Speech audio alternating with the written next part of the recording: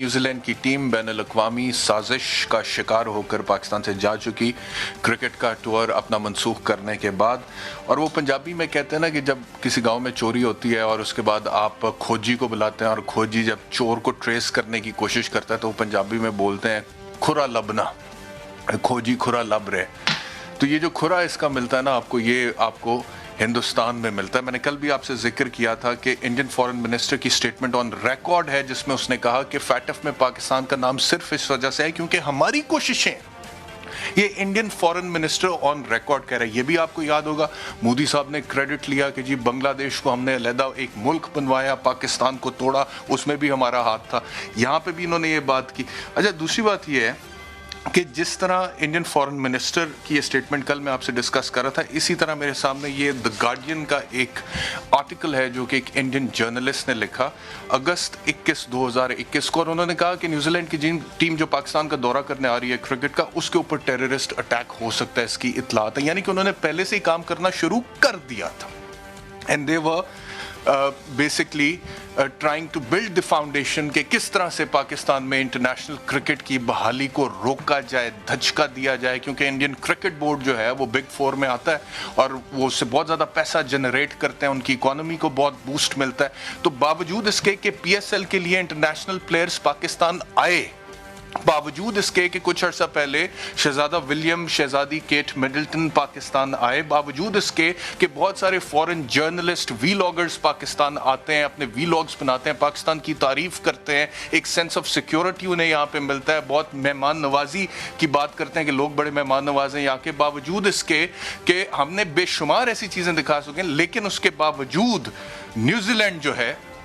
بغیر کسی مصدقہ اطلاع کے اور بغیر شیئر کیے، بغیر کہ جی یہ ہمارے پاس انفارمیشن تھی. کل تک تو یہ کہا جا رہا تھا کہ برٹش انٹیلیجنس ایجنسی کی طرف سے کوئی ان کو خبر ملی ہے، لیکن آج برٹش ہائی کمشنر نے اس بات کی تردید کر دی ہے کہ ہماری طرف سے کوئی ایسی خبر نہیں ملی. تو نیوزی لینڈ جو ہے وہ واپس چلا جاتا ہے just before the toss in the stadium.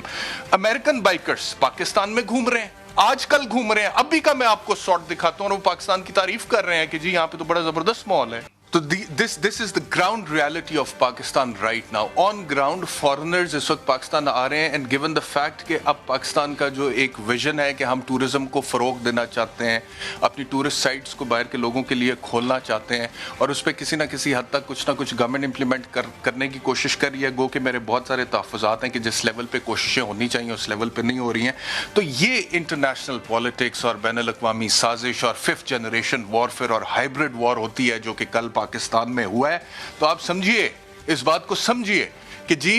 FATF میں اگر 27 میں سے 26 پوائنٹ پورے کرنے کے باوجود پاکستان کا نام نہیں نکالا جاتا گرے لسٹ میں سے، اور سری لنکا کا 40 میں سے 27 پوائنٹس پورے کرنے پر نکال دیا جاتا ہے، تو کچھ نہ کچھ تو پاکستان سے تکلیف ہے نا کچھ پلیئرز کو انٹرنیشنل لیول پہ. ہندوستان، میں نے کل بھی کہا تھا کہ ڈیلٹا ویریئنٹ کا نام دے دیا انڈین ویریئنٹ کو، نہیں تو برازیلین ویریئنٹ کہتے تھے جو برازیل میں ایک نئی آئی تھی ٹائپ کرونا کی. اسی طرح چائنیز ویریئنٹ کہتے تھے، وہ ٹرمپ نے چھوڑی نہیں جان چائنا کی، وہ تو چائنیز وائرس کہتا رہا. چائنیز کو بہت اس کا دکھ بھی ہوتا تھا، انہوں نے احتجاج بھی کیا لیکن وہ باز نہیں آیا. لیکن ہندوستان سے جو ویریئنٹ نکلا ہے اس کو فوری طور پہ ڈیلٹا ویریئنٹ کا. اچھا ڈیلٹا ویریئنٹ کا گڑ، اس کی آماجگاہ، اس کی انکیوبیٹر جہاں سے وہ نکلا اور اس نے تباہی مچا دی، اس کو ریڈ لسٹ میں ڈالا نہیں برطانیہ نے،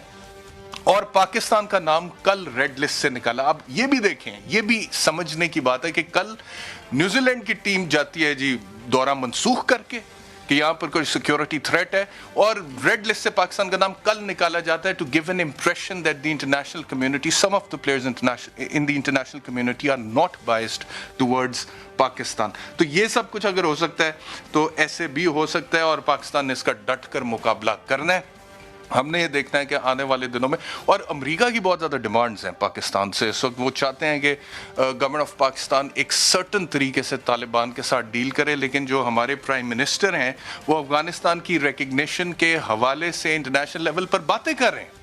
اور وہ کہہ رہے ہیں, ان کا ایک شارٹ بھی ہے میرے پاس, میں آپ کو سنوا دیتا ہوں, کہ افغانستان کی ریکگنیشن کے حوالے سے وزیر اعظم پاکستان جو کہ تاجکستان میں بیٹھے ہوئے ہیں, وہ کہہ رہے ہیں کہ ریجن میں اس ملک کو سٹیبل کرنا بہت ضروری ہے, ادروائز باقی ملکوں پہ بھی اس کا اثر پڑے گا. امریکہ اس کے خلاف ہے, وہ کہتا ہے پاکستان تب تک ریکگنائز نہ کرے طالبان کی گورنمنٹ کو جب تک ہم نہیں کہتے, جب ہم کہیں گے تب آپ recognise. But Pakistan is trying to convince the world,